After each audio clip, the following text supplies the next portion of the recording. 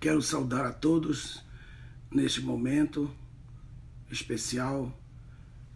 Evangelista Anderson, Jairo Caires, Elisete Oliveira, Angélica Gomes, todos os nossos amigos e amados irmãos que com o coração abertos estão entrando. Eliseu Pimenta, faz muito tempo que nós não tivemos por aqui, a paz do Senhor. Arlisson Farias. Eu moro nos Estados Unidos, irmãos, e o pastor Tony mora em Florianópolis. Algumas pessoas fazem algumas perguntas que eu não entendo por que elas estão aí no meio de vocês, porque esse lugar é lugar só de gente inteligente. Essas aulas é para gente inteligente, gente sábia, gente que não fala besteira, gente que não fala bobagem. É só para quem tem mesmo a mente de Cristo, gente que pensa assim, que está a uns 200 anos-luz na frente. Para esse tipo de pessoas que eu falo. Tá bom? Então, para de falar bobagem. Muito bem. É um prazer muito grande saudar a todos vocês. Jean, Ricardo Foleto, Simon, Délio Mestre, Wesley, Marcos Vinícius, Jonas Vicente, Vitor Nobre. Hoje eu coloquei aí a lista de todos os nossos amigos que nesses dias eles contribuíram para a obra do Senhor, uma lista de 22 pessoas, coloquei o nome deles, e aqui publicamente, ao mesmo tempo que eu estou fazendo uma prestação de contas também. Mário e Célia Maiara, do Japão, Deus abençoe vocês aí. Aí deve ser 11 e 12 da manhã do outro dia, vocês estão bem adiantados do que nós. Édipo, um grande abraço. Um grande abraço a vocês. Muito especial esse momento no qual nós estamos aqui, prontos para ministrar-lhes a palavra do Senhor Jesus. Muito obrigado. Senhor amado, abençoa, Senhor, esse tempo que vamos estar juntos. Nos dá a tua graça, nos dá a tua bênção. Teu Espírito Santo nos ajude a ministrar a tua palavra. Nós estávamos na aula passada estudando o texto de Levítico capítulo 25. Eu queria só dar dar para vocês um resumo do que nós estudamos na aula passada, para que nós possamos entrar na aula específica de hoje, que eu estou aqui, tenho certeza que vocês já baixaram, né? Aí eu pedi para vocês baixarem aí ontem esses dois desenhos aqui, ó, esses dois desenhos vão servir muito para vocês agora, esses dois desenhos, amém? Então vamos lá. Levítico capítulo 25, aqui no quadro, coloquei aqui no quadro para vocês. Coloquei aqui no quadro, que está o quadro, os anos sabáticos. 7, que é o primeiro, que é o 7, ano sabático. 7, claro, começa aqui no 1. Então tem aqui 1, 2, 3, 4, 5, 6, 7. 7 anos sabáticos. Para um jubileu, 7 anos sabáticos. Então, esses 7 anos sabáticos, às vezes eu pela minha cabeça estar pensando em outra coisa, às vezes eu vou escrever alguma coisa errada, às vezes, porque como eu estou muito acostumado a estar escrevendo em espanhol ou em outro idioma, então às vezes eu me confundo e vocês me perdoem antecipadamente, por favor. Muito bem. Ok. Então nós temos 7 anos sabáticos. A base das 70 semanas de Daniel são os anos sabáticos, os 7.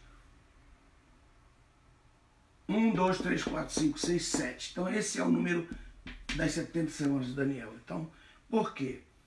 Por quê? Porque quando eu falo de uma semana, eu estou falando de 7 anos. Quando eu falo de uma semana, eu falo, né, de 7 anos. Tá certo? Então, quando ele falar de 70 semanas,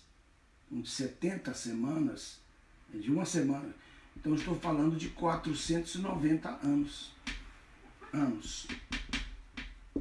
490 anos. Pegou aí a mistério? Então, nós lemos ontem em Daniel capítulo 9, do 24 em diante, nós lemos ali. Gostaria de ler de novo, só porque nós estamos... gostaria de ler de novo, só porque que nós estamos mesmo estudando isso, para a gente poder entrar nesse nosso assunto aqui, porque muitas pessoas jamais vão compreender a grande tribulação e vão acabar colocando a igreja na grande tribulação, que é um tempo que Deus trata com Israel e não com os gentios. Deus trata com Israel e não com a igreja. Então, por falta desse conhecimento dos anos sabáticos, que tem hoje, já são 9 aulas que eu estou dando, 9 aulas que eu estou falando só sobre o ano sabático. Ainda não comecei a falar o que realmente nós gostaríamos de falar. Só para você ter uma ideia de quão importante é o ensinamento, a doutrina do ano sabático. Então, em Daniel, capítulo 9, versículo 24, diz assim: 70 semanas estão determinadas sobre o teu povo Israel. Então, essas 70 semanas, elas estão determinadas para o povo de Israel. Está escrito aqui, para o teu povo. Aqui não está escrito 70 semanas estão determinadas, 70 semanas estão determinadas para os gentios. Não, ela só pode começar quando os tempos dos gentios estiverem terminados.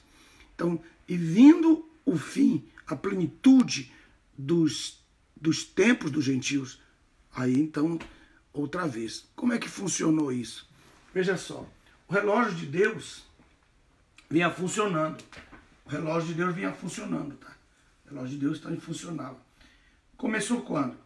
Começou aqui, ó. Começou aqui quando?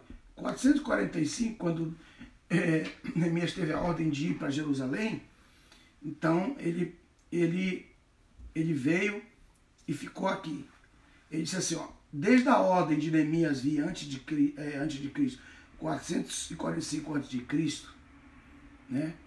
Aí ele fala assim, ó, até o Messias, que é o Messias, nascimento, né? Coloca aqui sempre a manjedoura para poder falar, né, onde puseram, depois que ele nasceu.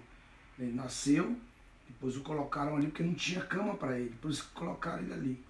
Muito bem, daqui até aqui o Messias serão 7 semanas e 62 semanas. Esse é o relógio. Então, meu ministério, o tempo do ministério de Cristo aqui, ó, o tempo do ministério de Cristo, que se estabelece até o momento em que ele vai para a terra, até a terra gentílica da Cirofenícia, né? Até que ele vem para cá, para a terra aqui. Então, ele atende aquela mulher que lhe roga que a sua filha estava endemoniada. Estava na cama, endemoniada. Ali. Jesus atende. Então, ela é o quê? Ela é uma gentia. Então, automaticamente, no momento em que ele atende aquele gentil, começa o tratamento de Deus com os gentios. O tempo dos gentios. Que vai, esse tempo dos gentios, terminar. E para esse tempo dos gentios, ele chama de dispensação da graça. Mas nunca esqueça que sempre houve graça. Sempre, todo o tempo houve graça.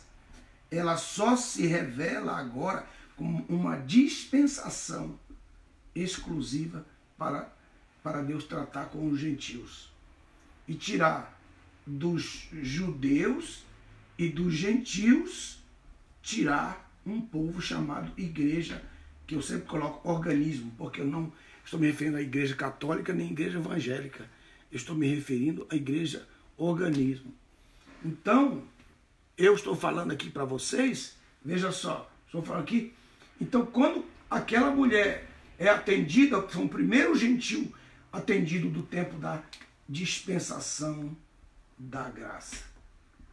Só tem 3 dispensações que eu posso provar na Bíblia que existem, que é a dispensação do mistério, a dispensação da graça, a dispensação da plenitude dos tempos. Ok? Não estou dizendo para você não crer nas suas 7 dispensações, eu não estou dizendo para você não crer. Continue acreditando. Quando você for ficando mais maduro, você vai perceber que tudo que nós cremos e ensinamos tem que ter base bíblica. E tudo aquilo que os homens inventaram e não tem base bíblica, só por sua mentalidade brilhante, inteligentíssimo demais, então você vai perceber que isso vai perdendo um valor à medida que você vai ficando mais maduro na fé. Mas continue crendo nas suas 7 dispensações. Na Bíblia só fala de 3. Tá bem? Muito bem.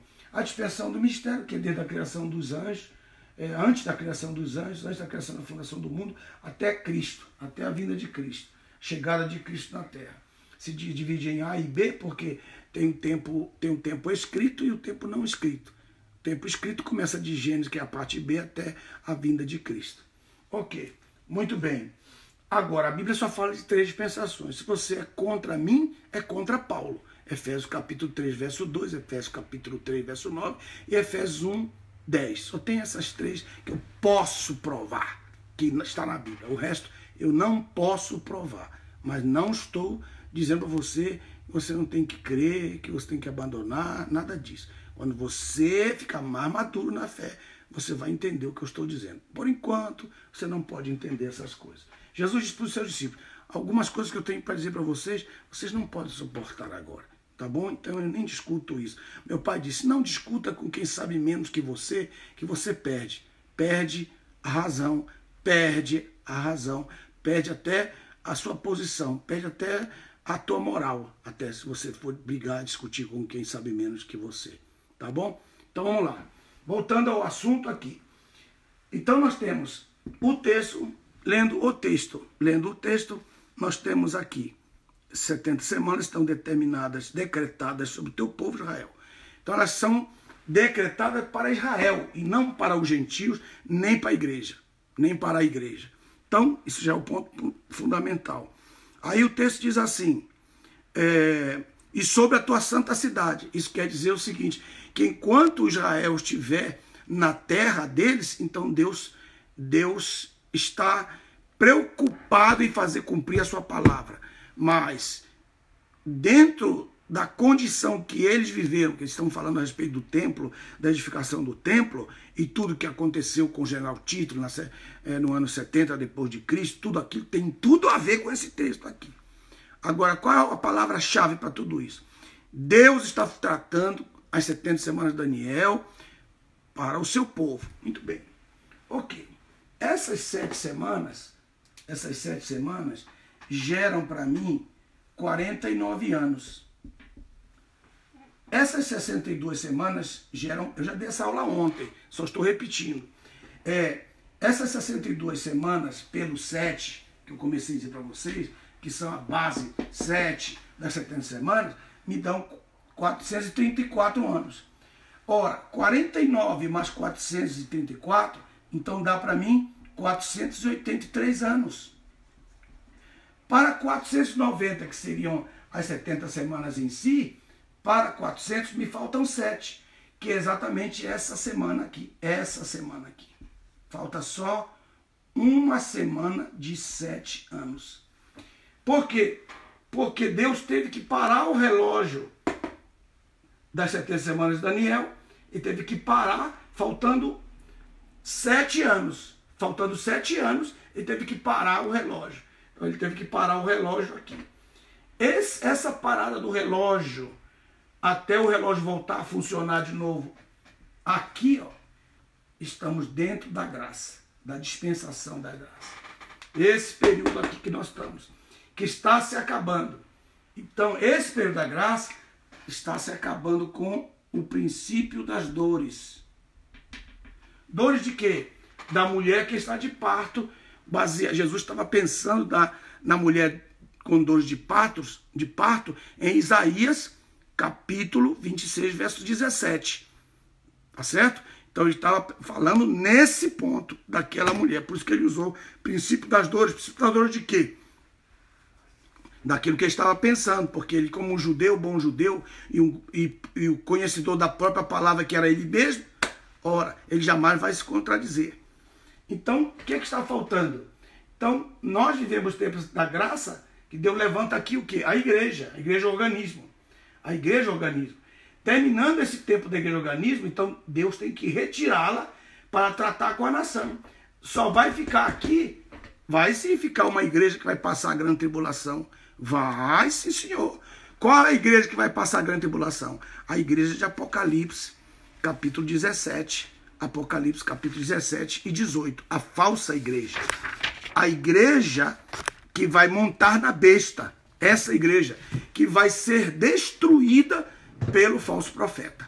Essa sim vai passar a grande tribulação. Se o irmão quiser discutir muito com você que a igreja vai passar a grande tribulação, você liga para ele, vai sim. A igreja vai passar. A sua igreja vai passar. Ah, a minha igreja vai passar.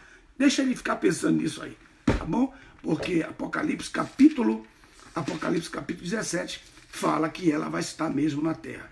E Deus não vai de forma nenhuma, que é a palavra de Abraão, quando ele disse para Deus, Deus, tu vais destruir o justo com o ímpio? Essa é a palavra. Aqui, ó, capítulo 17, diz assim, veio um dos 7 anos que tinha as 7 taças, falou comigo, dizendo, vem mostrar-te a condenação da grande prostituta que está assentada sobre muitas águas, tá? Com a qual os reis da terra se prostituíram, os moradores da terra, embriagados com o vinho, que é a doutrina da sua depravação, foram seduzidos por ela, a religião, a igreja religiosa, a igreja da religião, essa aí, tá certo? E aí diz assim, pela adoração de falsos deuses. Então ele me levou pelo Espírito a um deserto e vi uma mulher que montava uma besta de cor de escarlate, que estava cheia de nome de blasfêmia e tinha 7 cabeças e 10 chifres. A mulher estava vestida de púrpura de escarlate, adornada de ouro e pedras preciosas. Aí você diz assim, é a igreja católica, você coloca logo a igreja católica. Você foi ensinado a bombardear a igreja católica. Não, senhor. Aqui é a junção de todas as denominações juntas. Batista, Assembleia de Deus, presbiteriana, metodista wesleyana. Você está falando isso, pastor? Sim. Todos aqueles que faziam parte dessa igreja, mas eram hipócritas, eram falsos, eram bandidos, eram corruptos, eram sem vergonha, palhaços, prostitutos, fornicadores, que ficaram e que vão ficar. Esses vão fazer parte dessa igreja adúltera aqui, que vai estar na terra. Essa igreja, aí sim, essa falsa igreja vai ficar. E você ficar brigando que a igreja vai ficar? Então fica com esse povo aí, rapaz. Não tem problema nenhum, nem vou discutir com você. Ó, aproveita e fica aí com esse povo. Ó. Qual é o povo? Esse povo de Apocalipse capítulo 17, que é uma falsa igreja. Essa falsa igreja, ela está, olha a posição dela. Olha a posição dela. Apocalipse capítulo 17 diz onde é que ela está. Diz assim, ó. Olha o texto. Ela se embriaga. Aqui, ó. Então, verso 3. 17, verso 3. Alguém coloca aí Apocalipse capítulo 17, verso 3. Tem gente com raiva. Apocalipse capítulo 17, verso 3 diz, então, ele me levou em espírito a um deserto. É onde essa igreja está. E ela está montada no anticristo. E tem nome de blasfêmia. Agora, veja a posição da verdadeira igreja. Veja a posição da verdadeira igreja. Aleluia, aleluia. Aleluia. A posição da verdadeira igreja. Veja o texto. Capítulo 21 de Apocalipse. E vi um novo céu, uma nova terra, porque já o primeiro céu e a primeira terra passaram e o mar já não existe. Esse texto aí é um texto que está lá em Isaías capítulo 30, Isaías capítulo 35. É porque lá ele fala, e eu rejeitei o meu povo e me revelei a um povo que não me buscava. a um povo que não me buscava. A esse eu me revelei, eu me manifestei a ele. Como Paulo, lá em Atos capítulo 9. Paulo não estava buscando a Jesus, mas ele estava pensando, estava fazendo um trabalho para Deus. Então Deus, pela sinceridade de Paulo, se revelou a ele. Isso é o sentido da palavra.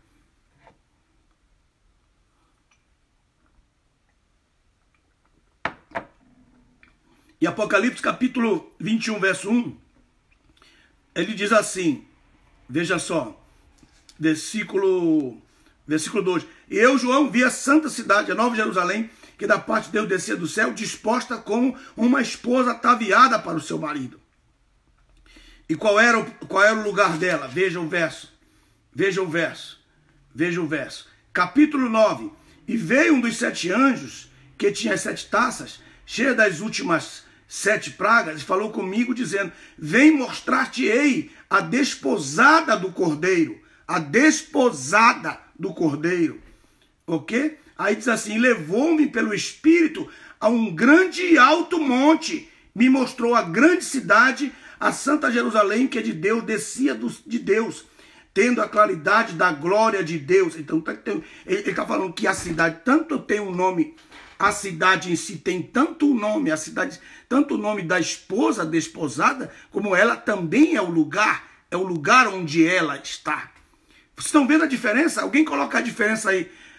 Se tem alguém aí dos meus aí, da minha equipe, por favor, Quirino ou Marcelo, coloque a equação aí. Qual é a equação? É capítulo 17 de Apocalipse, capítulo 17, versículo 3. A mulher montada no anticristo, está lá, ela está num deserto. E a igreja, a esposa, está no alto monte. Ora, irmãos, estou no meio da grande tribulação, a igreja está na Nova Jerusalém. A igreja é chamada a própria cidade, a desposada. A igreja é a cidade que está descendo. A igreja está na cidade que está descendo. Como que ela pode estar aqui na terra?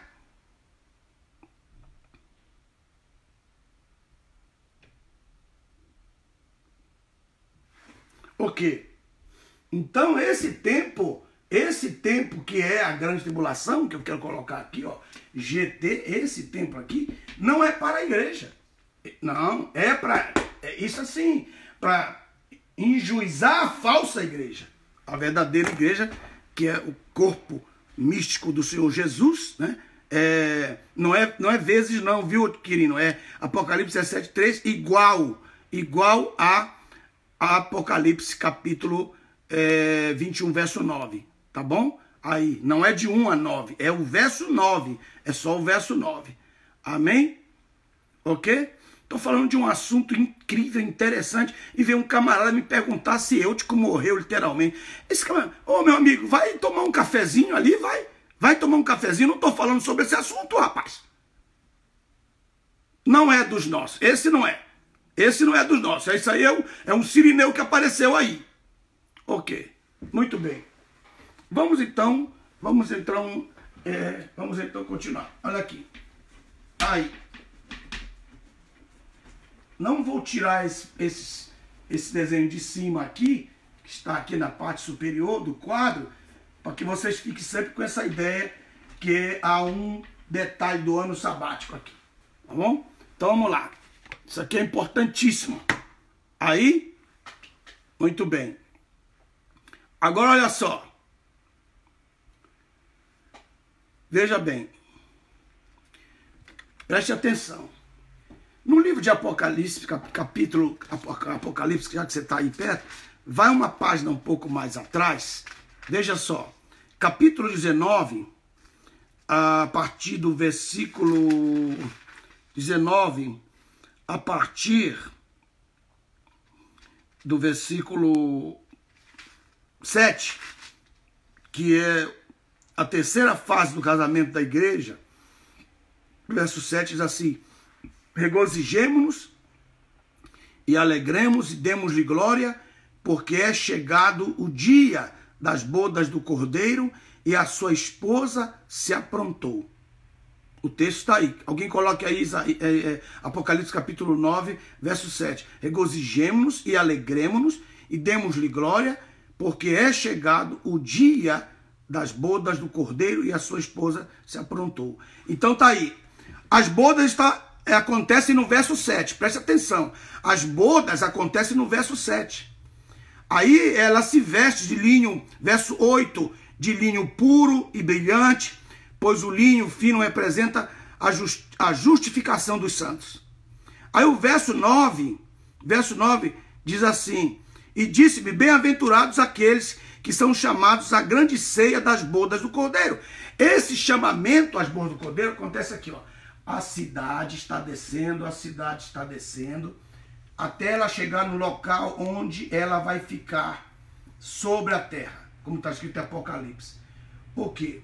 7 anos, quando essa cidade estiver aqui, ó, 7 anos, para ela chegar, que isso vai ser muito rápido em termos de coisas eternas. Então o que vai acontecer? A esposa desposada para o seu marido, ela vai então ser introduzida na cidade para que haja a festa das bodas.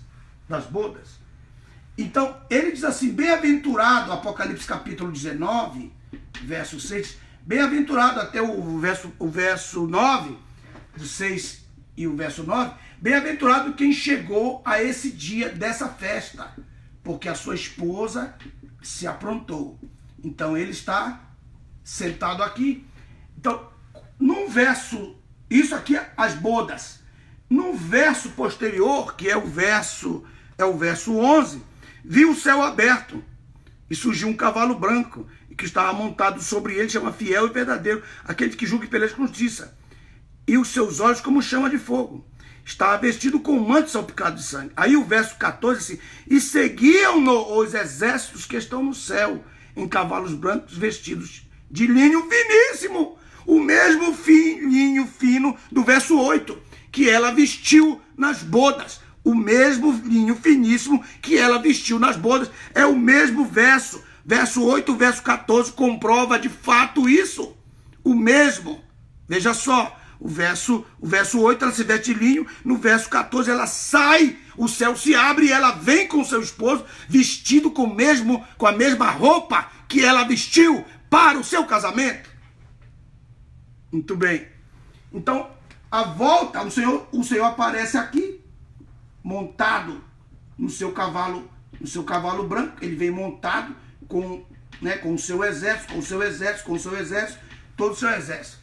Então ele vem de umas bodas, Aí você diz, mas você usa só esse texto, não tem outro texto para isso? Tem um texto dito por Jesus, tem um texto dito pelo Senhor Jesus, ok? Então onde está esse texto? Vamos para lá. É Lucas, oh, aleluia, eu estou com muita vontade de dar glória ao teu nome. Eu quero, Senhor, glorificar o teu nome. Senhor, que me coloco na tua presença com os teus irmãos, os teus filhos, Senhor. Os teus filhos, Senhor, os teus irmãos, melhor. Nós somos teus irmãos, segundo o que está escrito em João, Senhor. Que tu mesmo falaste, Senhor amado, que nós queremos te agradecer, te honrar, te louvar pela tua presença. Oh, glória a Deus! Oh, glória, glória, glória a Deus! Aleluia! Capítulo 12 de Lucas, versículo 35. Alguém coloca aí o 35, né? E o 36. 35 e 36, alguém coloca aí Lucas 12, 35 e 36. Presta atenção aqui agora, que aqui é a parte importante que eu quero mostrar aqui no desenho. Queria mostrar aqui no desenho para vocês, né? Essa parte aqui é importante. Ok. 35 e 36. Muito obrigado. Aleluia, glória, glória, glória a Deus. Oh, glória. Aleluia, aleluia. Aleluia. Aí o capítulo 12, verso 35, diz assim: estejais sempre prontos, com vossos lombos cingidos e com vossas lâmpadas acesas. Então por aí você percebe que aqui estão as virgens do capítulo 25 de Mateus.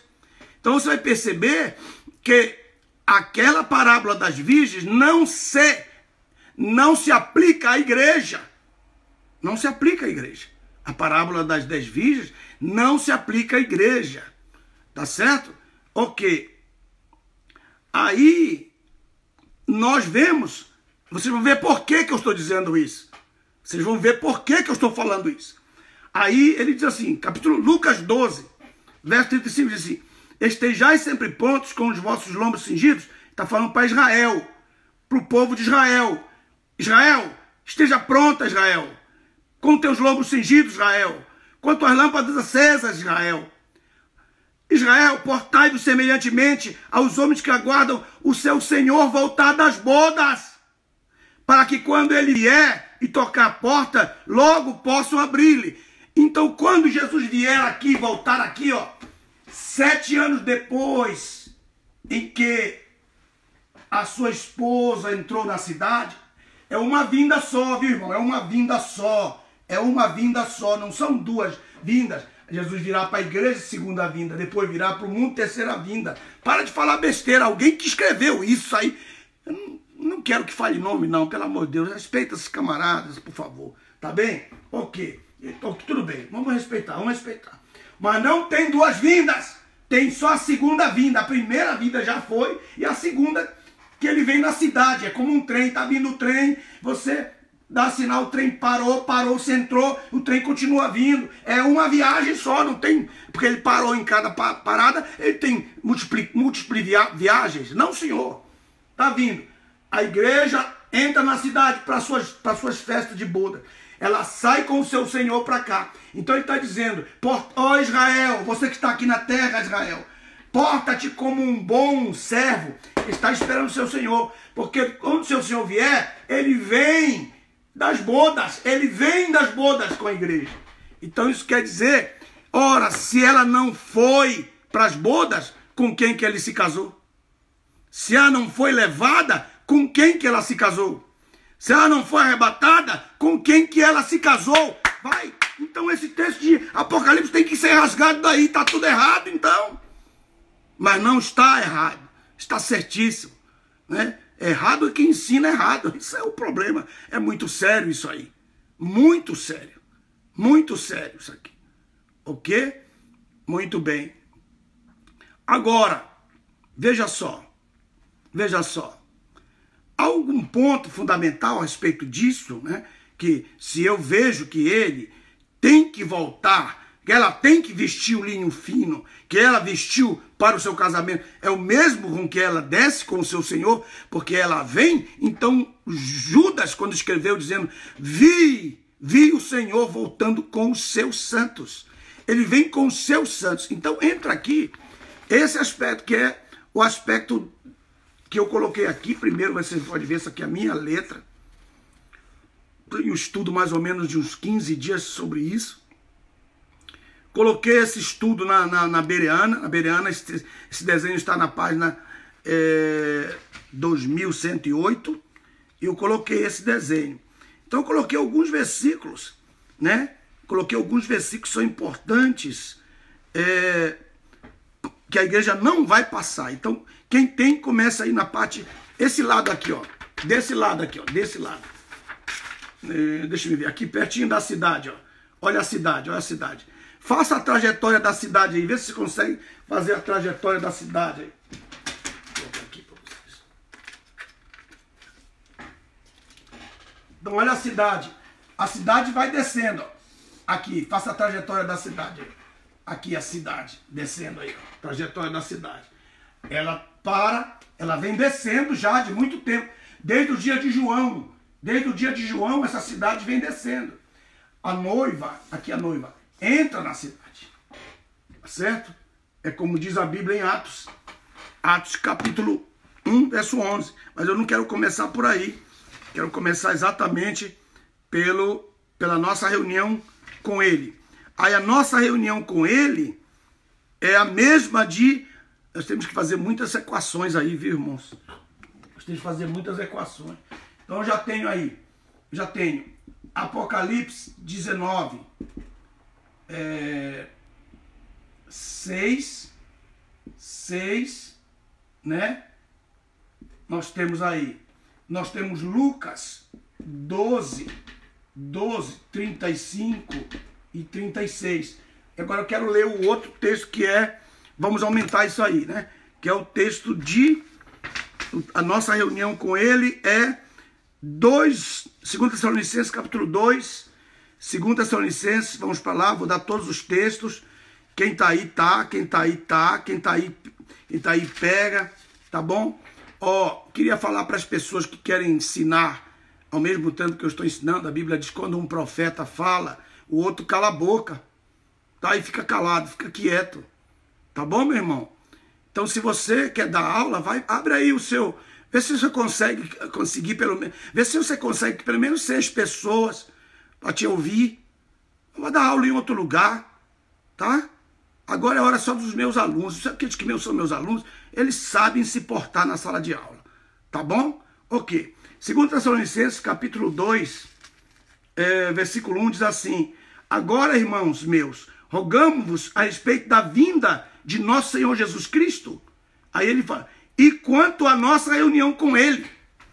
Então ele não está dizendo assim, ó, ele não está dizendo, rogamos-vos a respeito da vinda de nosso Senhor Jesus Cristo, isto é, a nossa reunião com ele. Não, ele não está falando isso. Ele está falando, irmãos, tem dois pontos aqui que eu quero que vocês peguem. 2 pontos importantes que eu quero que vocês peguem aqui. Qual é? Primeiro, a vinda do nosso Senhor Jesus Cristo aqui, ó. A vinda do nosso Senhor Jesus Cristo aqui. Chegou, a cidade chegou. A vinda chegou aqui. Chegou. Aí depois ele fala da nossa reunião com ele, ó. Nossa reunião com ele. O rapto, a saída da igreja, a saída de Ló da cidade. A nossa reunião com ele para as bodas do Cordeiro. As bodas, porque o texto de Lucas 12, 35 e 6, já provei. Ele virá para Israel, mas quando ele vier, ele vem das bodas. Ele vem de umas bodas. Ele vem de umas bodas. Aí, poucas pessoas sabem, aqui eu quero matar o coelho, aqui eu quero matar o coelho, quero mostrar o pau, matando o coelho, mostrar o pau, o cajado que matei, com o qual matei o coelho, aqui, é isso aqui. Qual é o que você está falando?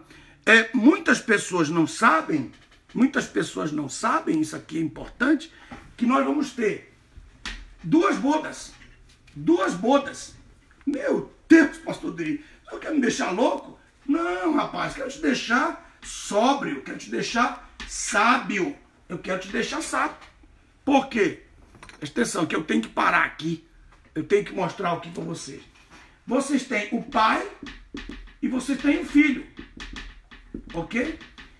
Quando Boaz, lá em Ruth, aleluia, quando Boaz prometeu para Ruth que ele iria conseguir o remidor, caso o seu irmão mais velho não quisesse remi-la, ele iria redimi-la.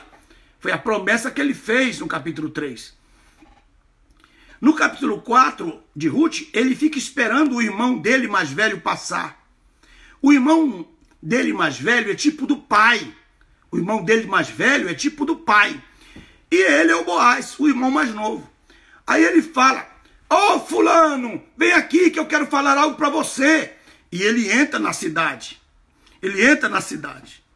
Oh, aleluia. Glória a Deus. Ele entra na cidade. Aí ele fala para o irmão mais velho, que é o pai, e diz assim, você não quer redimir essa mulher? Ela é gentia, ela passou por essa situação, o marido dela morreu na terra lá, na terra dos seus pais, ela é moabita e tal, tá bem, ok, contou a história. Aí ele falou, você tem direito de redimi-la, porque você é o primogênito, você é mais velho do que eu. Aí ele falou assim, vou redimi-la. Quando ele disse vou redimi-la, ele olhou para a cara de Boaz, e Boaz, isso aqui não é uma parábola, isso aqui é uma história verdadeira, real, né? Não que toda parábola é mentirosa, então é uma história real, melhor falando agora, tá bem? Então ele olhou para ele e falou assim, tu tens o direito de redimi-la. Ele falou, olhou para o rosto dele e viu que ele ficou triste, porque ele disse que primeiro que ia redimir. Quando ele vira as costas e olha para ele, está triste. Aí falou, não, sabe de uma coisa? Eu mudei de ideia. Melhor você redime a tu. Não, melhor redime a tu em vez de você, né? Vou tirar você, tiro você. Melhor redime a tu. Porque se eu redimi-la, eu vou causar problema para minha grei. A minha grei aqui inclui toda a herança que ele tinha e a mulher que ele tinha também. Porque o irmão dele era casado com outra mulher. Então, se eu redimir essa mulher, eu vou ter problema com a minha grei. Redime a tu. Então, o que eu tenho ali? Eu tenho o pai dizendo para o filho, filho, redime a igreja. Redime os que saem do meio das nações e os que saem do meio dos israelitas. Redime-os como igreja. Redime esses servos. Que lá em Isaías capítulo 35, você vai chamar lá no Isaías capítulo 5 como eu darei um novo nome para esses servos que crerem em mim. Depois lê o livro de Isaías 35, você vai ver que coisa tremenda é esse capítulo. Né? Perdão, não é 35, é o 65. Isaías 65. Você vai ler lá, você vai ver 65 do 1 até o 14. Aí ele se redime a tu. Agora olha só. Veja bem, o pai, segundo a Bíblia, está divorciado da sua esposa. Em Jeremias capítulo 3, verso 7 em diante, fala. No livro de Isaías 50 até o 54, Deus pergunta, onde está a carta com a qual eu te repudiei? 100 anos antes ele falou isso, porque ela se corrompia, ela adulterava com os falsos deuses. E quando ela adulterava com os falsos deuses perguntavam, você não está separado do teu marido? Eu disse, não, eu estou repudiada dele. Aí Deus ficou tão zangado que ele em Isaías perguntou, onde está? Capítulo 50 em diante. Ele fala, onde está a carta de repúdio que você acha que você está falando para os teus amantes aí que eu dei? Mostra! Porque Deus não tinha dado. Então, 100 anos depois, Deus definiu, sabe uma coisa? Eu te dou a carta de divórcio, vai embora, some, vai adulterar com os teus deuses.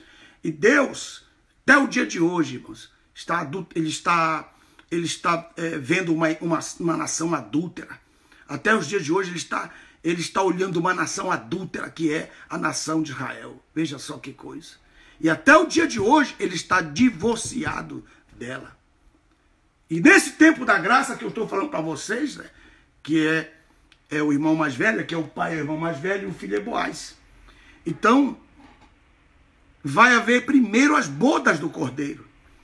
E quando, olha só isso aqui, quando ele participar do dia das bodas do cordeiro, aleluia, ele vai ter saudade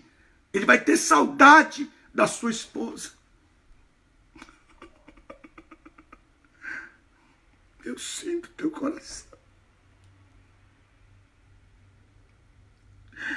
O pai vai participar daquela festa e ele vai ter saudade da sua esposa. Mas o mesmo Jeremias, no capítulo 3, ele lembra o texto de Deuteronômio, capítulo 24, verso 2 e 3, que diz, se você der carta de divórcio averbada para tua mulher e ela foi casar com outro, e aquele outro aborrecê-la, ela não pode vir e casar com aquele primeiro marido outra vez. E Jeremias, no capítulo 3, ele fala sobre isso e deixa bem claro isso, que a nação de Israel agora se prostituiu, se corrompeu com os falsos deuses, se tornou adúltera.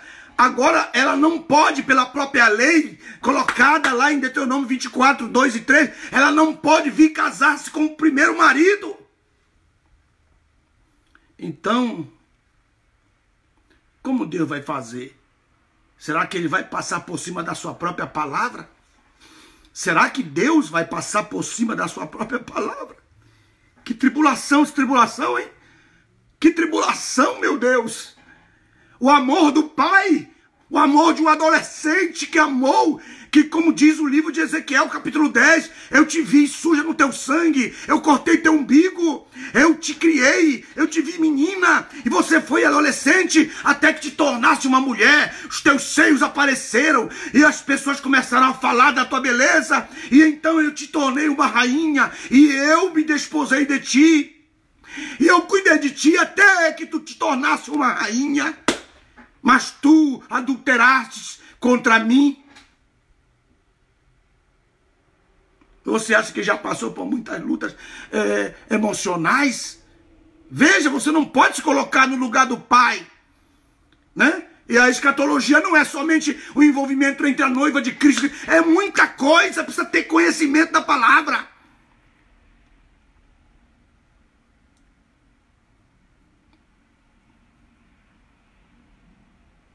E em todos os profetas maiores e alguns profetas menores, Deus, o Pai, pela fé, diz, vou te tomar. Mas tem um texto, o texto de Deuteronômio, que Jeremias fala, olha aí, Deus, olha o que você escreveu lá em Deuteronômio 24, 2 e 3. Como é que você vai fazer? Como que Deus vai tratar isso? Como que Deus vai resolver o próprio problema dele, rapaz? Como que Deus vai resolver o próprio problema dele? Como Deus resolveu o problema dele, né? Então, o que ele fez? Deus foi muito sábio. Só havia uma maneira dele resolver isso. É fazer com que essa nação nascesse de novo. O novo nascimento foi uma doutrina criada para resolver o problema de Deuteronômio 24, 2 e 3. Foi para responder Jeremias, que colocou o texto, jogou no tribunal. Então Deus, pela sua sabedoria, estabeleceu um novo nascimento, que ele já havia experimentado com uma tipologia lá em Jó 9, e também lá em 1 Samuel, capítulo 8 e 9, quando Deus falou sobre, com quem ele falou primeiro através de Samuel, sobre o novo nascimento, e tu te tornarás no outro homem. E baseado nesses dois princípios, Jeremias não deixou de ousar e dizer que Deus iria fazer eles nascerem de novo, que Deus iria dar um coração de carne e ia tirar aquele coração de pedra, ele iria curar aquele povo de uma cerviz ereta, dura, que nunca se curvava para obedecer. E quando Jesus começa o seu ministério, Jesus começa em João capítulo 3, falando para o doutor de Israel. E Jesus, sabendo disso, fala para o doutor em Israel, porque se ele não tivesse aceitado aquela reunião de noite com Nicodemos, nós jamais saberíamos isso, nós jamais conheceríamos isso. O novo nascimento foi criado para que a nação de Israel, pelo novo nascimento, se tornasse uma outra pessoa. E Deus então pudesse dizer, agora eu estou livre para me casar contigo. De novo, aleluia. Então, poucos ensinam e poucos sabem. Há muita coisa que muita gente não sabe. Quando eu fico olhando assim alguns pregadores ensinando, eu paro ali um pouco, fico ouvindo uns 10, 15 minutos, depois eu fico triste, me dá uma tristeza profunda. Não falo nada, não os critico e jamais vou fazer isso. Vocês veem que eu não faço isso em lugar nenhum. Quando os meus alunos falam uma besteira, eu vou lá no inbox deles, mas muitos deles me entendem mal. Muitos, sabia? Eles não vão compreender, porque estão começando a vestir um short, estão deixando a fralda agora, e eles acham que já podem ensinar os anciãos, aqueles que já passaram pela vida inteira, foram atropelados e estão vivos como pedras queimadas. Então, poucos sabem. Então, eu volto aqui à aula. Isso que eu disse, a história que eu contei para vocês, a história do amor, que é um livro que eu estou escrevendo. O Deus Adolescente é um texto, um livro tremendo. Vai curar muitas pessoas. O amor do Deus Adolescente. É incrível esse livro. Estou fazendo esse livro, vai ser uma bênção. Ok? a tantas coisas, preciso de muito das vossas orações para Deus me dar saúde, me dar condições. Quando chega sexta-feira eu fico triste, sabe? Porque eu tenho que viajar, eu tenho que ir para algum lugar, pregar, para poder dali trazer o pão de cada dia para minha casa. Mas eu vou triste porque eu deixo de produzir tantas coisas, que se eu tivesse condições verdadeiramente de ficar só ali para produzir, seria uma bênção para mim. E Deus tem levantado 2 ou 3 que de vez em quando lembram da gente. Mas eu rogo a Deus que vocês orem por mim. Aleluia. Então de que eu estou falando?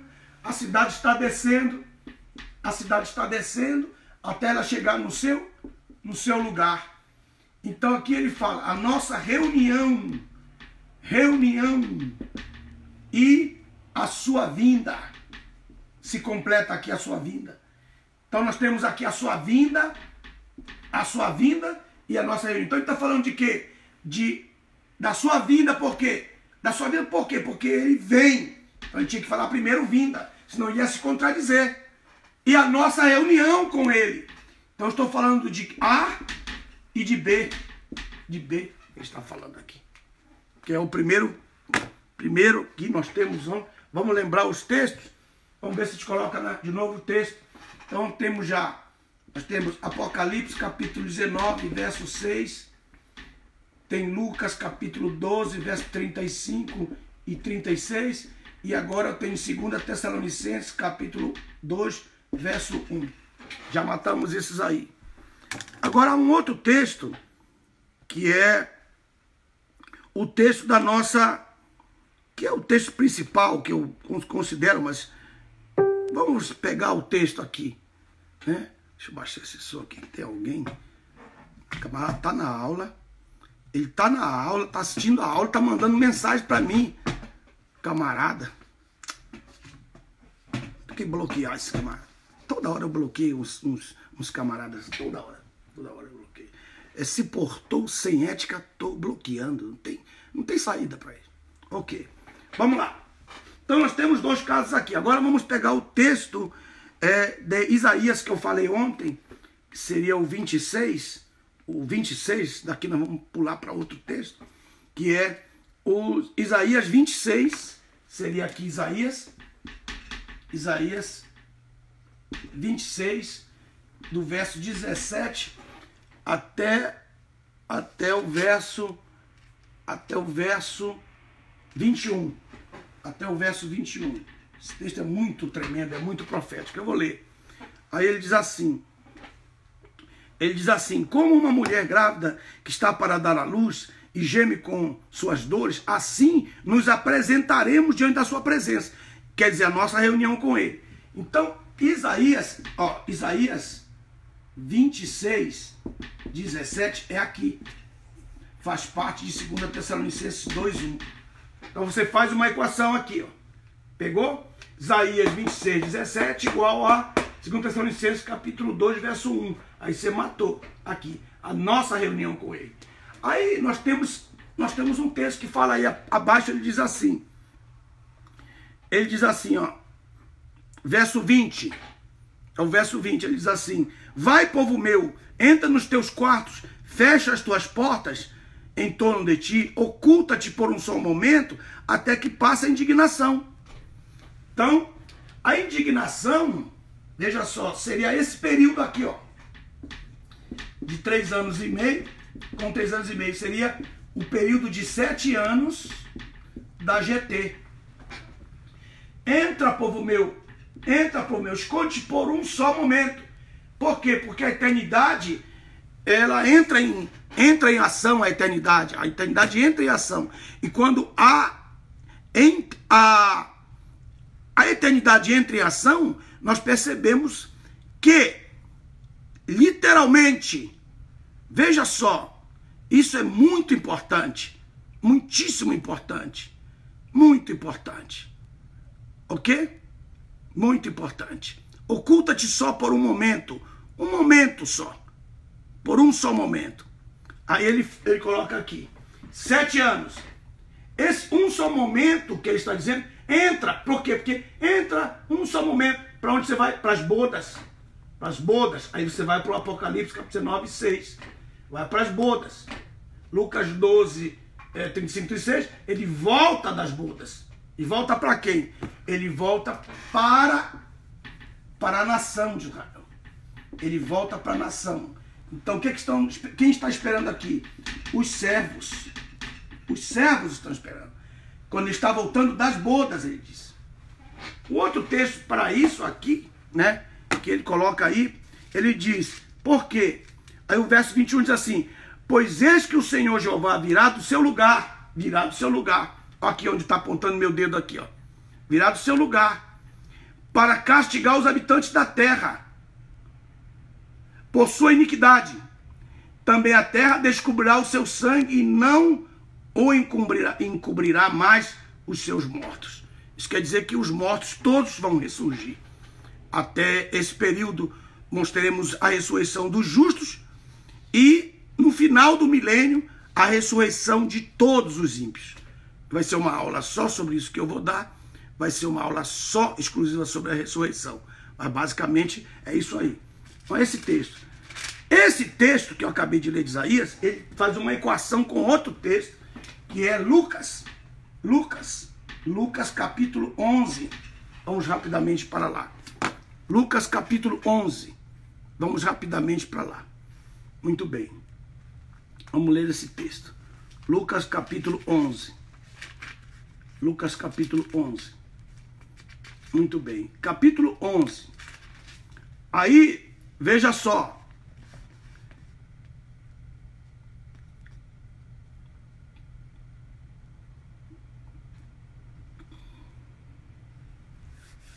Verso 5 em diante. Então, vamos colocar capítulo 11, verso 5. Ele vai até o verso 13. Até o verso 13. São muitos textos, viu, irmão? São muitos textos. Né? Muitos textos. Aí ele vai até o verso 11. Aí ele diz assim, disse-lhes também, quem dentre vós terá um amigo, e se for procurá-lo à meia-noite, dizendo, meia-noite, olha, já é um tempo profético. Não é que é exatamente a meia-noite, está falando assim de um mundo que está terminando com o seu tempo. É um novo tempo. É isso aí. Muito, muito importante você pegar essa parte aí. Fique na aula. Para com o saudosismo. Fique na aula, preste atenção. Comenta o que está na aula. Comente o que está na aula, camarada. Ouviu? Ok. Muito bem. Lucas, ou então vai tomar um cafezinho. Aí, Lucas capítulo 11, ele fala, quem dentre vós terá um amigo que for procurar à meia-noite, dizendo, amigo, empresta-me 3 pães, porque um amigo meu chegou à minha casa, vindo de viagem, não tendo o que oferecer diante dele. E ele, respondendo de dentro, disse, não me importunes, porque a porta está fechada. Essa porta é a porta de Apocalipse, que trata no capítulo 3 da igreja de Filadélfia. Eis que eu ponho uma porta aberta diante de ti. É a porta do arrebatamento. Ok? Aí ele fala, para essa igreja. Aí disse, a porta está fechada. E os meus filhos juntamente comigo. Entra, Isaías 26. Entra por um só momento, até que a indignação passe. Porque Deus virá para castigar os moradores da terra. Entra aqui, eu vou te livrar disso aqui. Isso aqui é muito importante. Ok, voltando ao texto.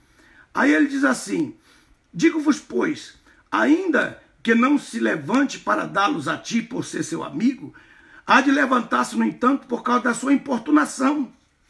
Essa importunação, que eu vou escrever aqui, que você deve escrever aí também, importunação, são os que abrem a porta para a salvação na marra, que entram, os que nunca ouviram falar do evangelho, que estiveram nas cortinas de ferro,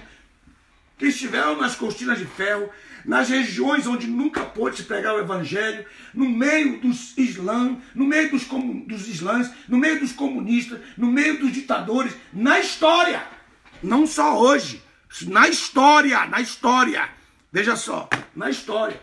Então, esse período aqui, né, que foi esse período aqui que ele está tratando, ele falou, né? Ele diz tempo da importunação, que durante a grande tribulação, eles não vão ter o Espírito Santo habitando neles. Eles não vão ter Bíblia na mão, eles não vão ter cultos, eles não vão ter cultos de doutrinas, eles não vão ter aula no Face, eles não vão ter aula no Instagram, eles não vão ter aula nas redes sociais, eles não vão ter Bíblia explicada, eles não vão ter DVD com explicação e mensagem, não vão ter YouTube, eles vão ter que crer na marra e no sangue. Eles não vão ter batismo nas águas como símbolo. O batismo deles será no próprio sangue deles, porque eles vão morrer à espada. E tem um sentido a palavra espada. Tem sentido a palavra espada, da qual eu não posso falar agora. Então, esse povo aí é o povo que vai importunar. O que ele vai pedir? Pães, 3 pães, doutrina, ensinamento. Ensinamento. Eles vão pedir doutrina, vão pedir entendimento, mas eles não vão ter ninguém para poder dar pão, o pão do Pai, o pão do Filho, o pão do Espírito Santo para eles. O pão do Pai, o pão do Espírito e o pão do Filho. Eles não terão, eles vão buscar na grande tribulação a palavra, não vão encontrar esse período. E então, os anjos, ó Deus, quebra o galho desse povo aí, dá para eles um pouco de consolo, de pão, de alimento. Eles não têm, meu Deus. Olha só que coisa. Falando dos que vão ser salvos na grande tribulação. Mas não são esses irmãozinhos furreca que estão por aí na igreja, que não dão valor a nada, zombam, fazem zombaria, fazem patifaria. Eles entram com palavras de incredulidade e tudo isso, realmente. Então, esse